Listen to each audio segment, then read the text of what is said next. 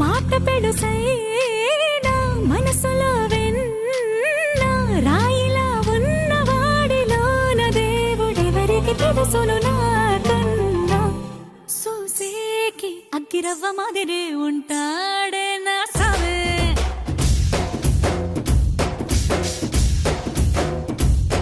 మెత్తాని పత్తి పువ్వుల మరి సంటో